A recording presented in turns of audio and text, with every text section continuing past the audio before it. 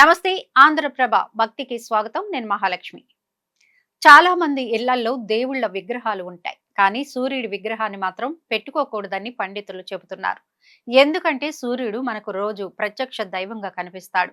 ఉదయాన్నే సూర్యోదయ సమయంలో ఆ భాస్కరుడిని చూస్తూ నమస్కరించుకోవడం, ఆర్ఘ్యం వదలడం శ్రేష్టం. ప్రకృతిలోనే దైవాన్ని దర్శించుకునే అవకాశం ఉన్నప్పుడు విగ్రహ రూపం కంటే నేరుగా సూర్యుడిని ఆరాధించడమే అత్యంత శక్తివంతమైన ఫలితాలను ఇస్తుంది.